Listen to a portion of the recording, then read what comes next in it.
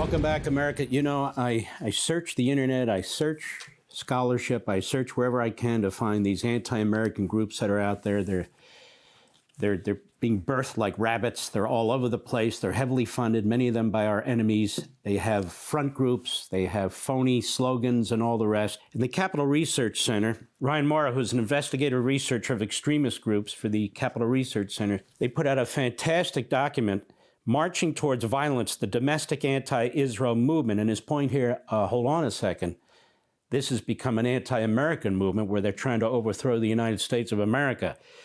It's a study of the online rhetoric from major pro-Palestinian groups and activists in the United States before and after the Hamas attack on Israel on October 7, 2023. And it concludes that the activist protests have morphed into an anti-American, anti-police movement. You know, it's like the fusion I've always talked about between the Islamists and the Marxists, with sharply radicalized rhetoric that advocates terrorism and sedition here in the United States of America.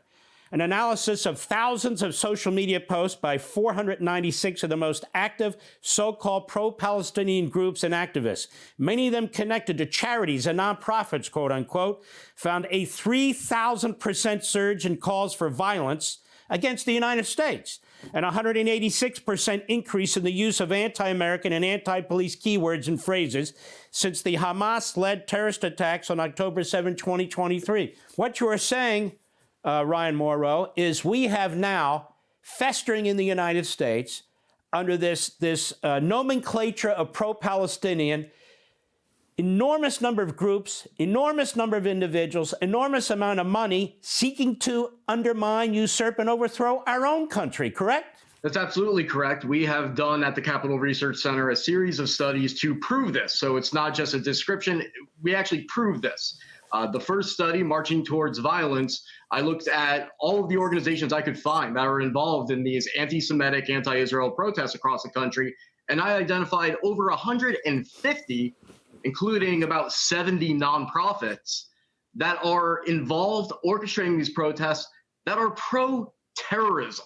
I mean, explicitly pro-Hamas, and in most cases, openly Marxist, anarchist, or Islamist, sort of like the Muslim Brotherhood Network in the United States, and extremely anti-American. The other study, we did a few, but the most recent one, When Charities Betray America, we looked at the rhetoric of these groups for the 15 months before the October 7th attacks and the 15 months after.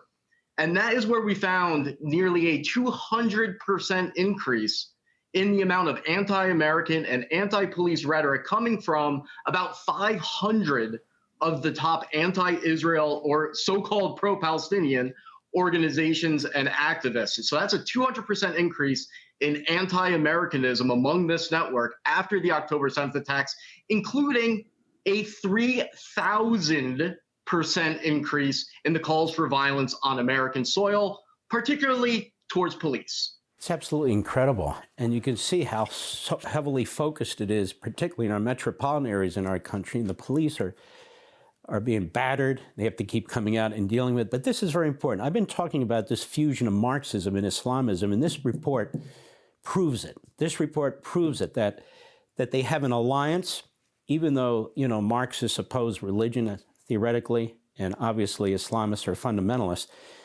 But their focus is in overthrowing the West. And your point in this report is you didn't go into this report looking for a point. You went into this report and were looking. And you came in your investigation, you said, wait a minute, we can talk about Israel, we can talk about the Palestinians, we can talk about all that. These people are at war with us right here in the United States of America. Let me ask you something. You have these key findings. You have a thorough report that's been done. How many media organizations have said, wow, this is important? Let me go talk to Ryan. Just a few that are already pro-Israel in nature. The mainstream media has not really reached out to us.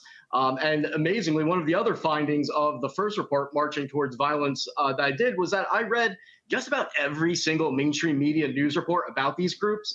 And with the exception of just a handful of occasions, none, when mentioning one of these protesting groups, mention that they are pro-Hamas or Hamas connected or supportive of the Chinese government, the Iranian government, the Russian government, just a complete absence of context. So readers would think that these are reputable civil rights organizations that are worth trusting and respecting, instead of knowing that these are terrorism apologists who are more loyal to foreign adversaries of the United States than they are to the United States itself. In fact, most of these groups refer to the United States as Turtle Island, which is essentially the equivalent of when they say Israel is Palestine. When they say America is Turtle Island, what they're saying is that the United States does not deserve to exist, because that's the term that they believe Native Americans referred to North America as before the United States existed.